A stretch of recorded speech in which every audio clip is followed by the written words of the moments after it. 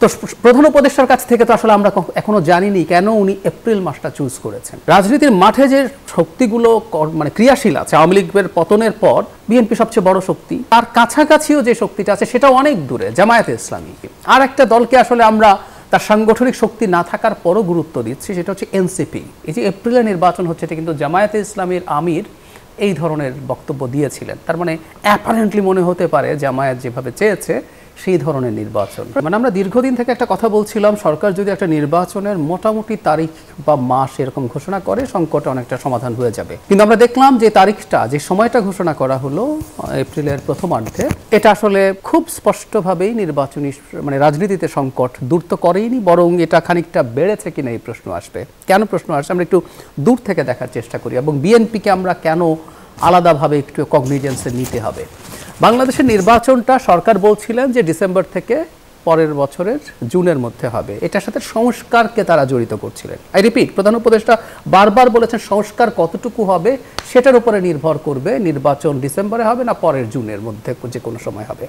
তো তার মানে এই যে নির্বাচন ডিসেম্বরে হলো না, তার মানে কি সংস্কারের কোনো না কোনো কিছু সরকার মনে করতে পারবে না? সেটার কারণে তারা এপ্রিলে যাচ্ছেন। এপ্রিলের মানে আসলে এখানে মাঝখানে একটা গ্যাপ পড়ে যায়, কারণ মাঝখানে যেহেতু রমজান আছে, আইদার আপনাকে মিড অফ ফেব্রুয়ারির আগে করতে হবে অথবা এপ্রিলের মিডের ওই সময়টাই করতে হবে, মানে 2 মাস এগিয়ে পিছিয়ে যায়। তো প্রধান উপদেষ্টার কাছ থেকে তো আসলে আমরা এখনো জানিনি কেন উনি এপ্রিল মাসটা চুজ করেছেন।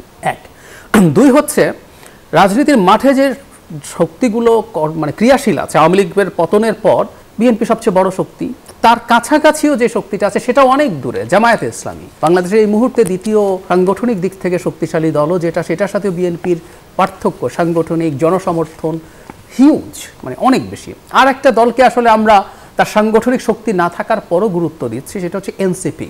সত্যিকার অর্থে তাদের মানে সাংগঠনিক শক্তি কি আছে, সমর্থন কি আছে, কোনো নির্বাচন তারা করেননি, এমনিও যখন কোনো জনসমাবেশ তারা করেন সবসময় তাদের যথেষ্ট লোকজনও আমরা দেখি না, তাহলে তাদের শক্তিও নেই। কিন্তু যেহেতু এই দলটাতে আমাদের গণ অভ্যুত্থানে যারা সামনের সারিতে ছিলেন তাদের কিছু আছে, সবাই নন, কিছু আছে, এই দলটাকে আমরা গুরুত্ব দিই।